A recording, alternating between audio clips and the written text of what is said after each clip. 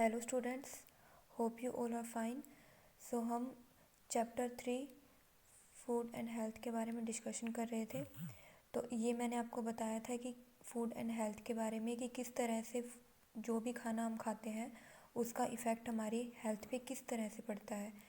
अगर हम कोई अच्छा खाना खाएंगे जिसके अंदर कार्बोहाइड्रेट्स होगा, फैट्स होगा, प्रोटीन्स, विटामिन्स, मिनरल्स होंगे तो उससे क्या है, हमारी हेल्थ अच्छी रहेगी। और अगर हम कुछ फास्ट फूड वगैरह अगर ज़्यादा खाते हैं या ऐसा कुछ खाना खाते हैं जिसके अंदर न्यूट्रिएंट्स नहीं है बिल्कुल भी, तो उससे क्या होता है, हमारी हेल्थ के ऊपर वर्स्ट इफेक्ट पड़ता है, यानी कि ख़राब इफेक्ट पड़ता है। तो हमने पढ़ लिया था यहाँ तक कि type of nutrients and their function. तो आगे हम डिस्कस करते हैं, क्योंकि ये आपका चैप्टर हो चुका है पहले, तो सिर्फ हम डिस्कशन करेंगे यहाँ पे कि बैलेंस डाइट क्या है। So sometime we get tired after doing some work और प्लेइंग। कई बार क्या होता है कि हम कुछ काम करते हुए काफ़ी थकान फील होती है, हमें खेलते हुए थकान फील होती है, या फिर हम बहुत सारा काम, थोड़ा सा काम करते हैं हम बिल्कुल थक जाते हैं। तो उसका रीज़न क्या है कि हम अपनी जो डाइट है, हम अपना खाना पीना प्रॉपर तरीके से नहीं ले रहे हैं। ठीक है, तो अगर हमें खुद को पूरी तरह से एक्टिव रखना है, पूरी तरह से एनर्जेटिक रखना है, तो इसके लिए क्या होगा, हमें अपना फूड अच्छे से लेना होगा। तो क्या क्या पॉइंट है इसके अंदर, ईटिंग ए बैलेंस डाइट। हमें क्या है, एक डाइट हमें एक बैलेंस डाइट लेनी होगी। बैलेंस डाइट का मतलब यहाँ पे हुआ जिसके अंदर प्रॉपर क्वांटिटी में कार्बोहाइड्रेट भी हो, फैट्स भी हो, प्रोटीन हो, मिनरल्स हो, विटामिन्स हो। ठीक है, और क्या है, सेकंड पॉइंट है एक्सरसाइज रेगुलरली, चाहे थोड़ी सही लेकिन हमें क्या है, डेली एक्सरसाइज ज़रूर करनी चाहिए। थर्ड वन इज़ रेस्टिंग और स्लीपिंग इनफ। कभी कभी क्या होता है, हम इतना ज़्यादा काम कर लेते हैं कि हम अपनी बॉडी को रेस्ट ही नहीं दे पाते, हम पूरी तरह से सो ही नहीं पाते हैं, स्लीपिंग मोड में जा ही नहीं पाते हैं। तो उसके लिए हमें क्या है, बैलेंस डाइट, हमारी बॉडी सही रहे, हमारी हेल्थ में कोई इशू ना हो, इसके लिए हमें क्या, प्रॉपर रेस्ट भी करना चाहिए। ओके, अब फोर्थ पॉइंट है प्लेइंग सम आउटडोर गेम्स। अब देखो आज के टाइम में आउटडोर और इंडोर गेम्स में आपको डिफरेंस बताती हूँ। इंडोर गेम्स होती है, जैसे हम आज के टाइम में फ़ोन में सारा दिन क्या करते हैं, गेमिंग, सारा दिन फ़ोन में लगे रहते हैं। आप भी करते होगे ना ऐसा, लेकिन ये चीज़ बहुत गलत है। हम क्या करते हैं, सारा दिन फ़ोन के अंदर गेम्स खेलते रहते हैं, लेकिन उससे क्या होता है, हमारे शरीर पे नेगेटिव इफेक्ट पड़ता है। तो हमें क्या है, आउटडोर गेम्स खेलनी चाहिए, हमें प्लेइंग करनी चाहिए, हमें बाहर अपने दोस्तों के साथ जाके खेलना चाहिए। तो इससे क्या होता है, हमारी हेल्थ पे अच्छा इफेक्ट पड़ता है। आगे क्या है, sitting, standing and walking with a correct posture. कभी कभी क्या होता है, हमारा पोस्चर ख़राब होता है। पोस्चर का मतलब यहाँ है हम किस तरह से बैठते हैं, किस तरह से चलते हैं। ठीक है, तो ये जो चीज़ है ये भी हमें ध्यान में रखनी चाहिए। कभी कभी आपने देखा होगा कि आपका कोई फ्रेंड या आप खुद भी बिल्कुल एक।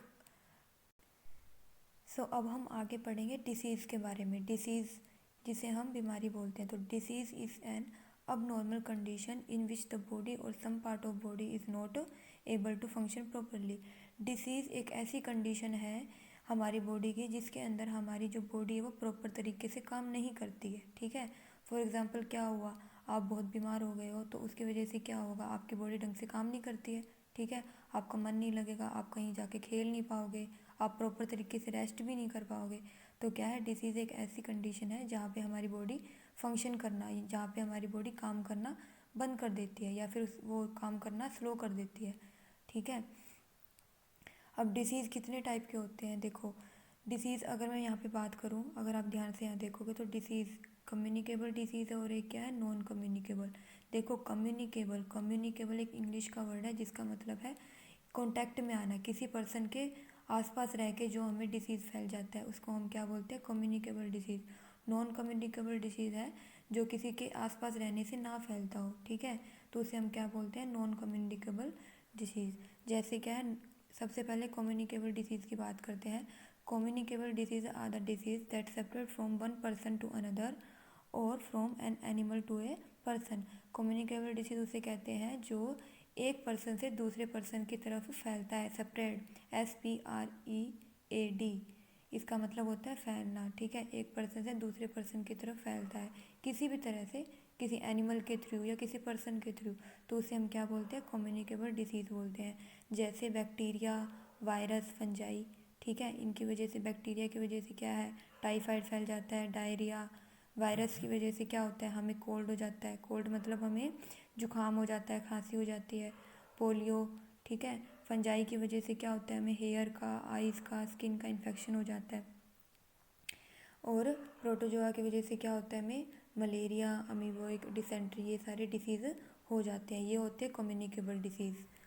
अब हम आगे बात करते हैं नॉन कम्युनिकेबल डिसीज़। इसके अंदर क्या क्या आते हैं, देखो कुछ एक डिसीज़ होते हैं जो कि नॉन कम्युनिकेबल होते हैं।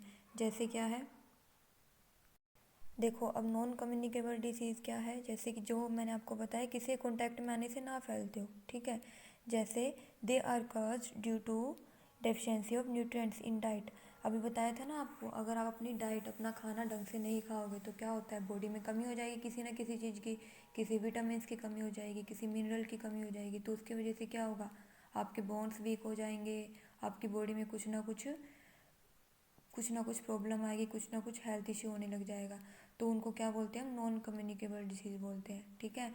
हमारी बॉडी में किसी चीज़ की कमी के कारण, जैसे फॉर एग्जांपल कार्बोहाइड्रेट कम हो गया, प्रोटीन कम हो गया, या विटामिन ए आपने नहीं लिया पूरा, विटामिन सी नहीं लिया, तो इसकी वजह से क्या होता है, आपकी बॉडी के अंदर अलग अलग तरह की कमी हो जाती है। तो इसकी वजह से क्या आपकी बॉडी के अंदर अलग अलग तरह की डिसीज़ हो जाती है। ये मैंने आपको बोला भी था ना याद करने को। तो ये टाइप की क्या हो जाती है, हमें डिसीज़ हो जाती है, ठीक है। ये था communicable disease and non communicable disease. अगर मैं अब छोटा सा एक टॉपिक आपको बता देती हूँ यहाँ पे, प्रिवेंशन ऑफ कम्युनिकेबल डिसीज़। यहाँ पे कहने का मतलब ये है इनका कि हम कम्युनिकेबल डिसीज़ से कैसे बच सकते हैं। क्योंकि मान लीजिए, हम मान के चलते हैं हमारे पास कोई पर्सन बैठा है जिसको क्या है, कोई ऐसा डिसीज़ है जिससे कोई ऐसा रोग है उसको जिससे क्या है वो हमें भी फैल सकता है, वो बीमारी हमें भी फैल सकती है। तो हमें क्या क्या करना होगा, ठीक है।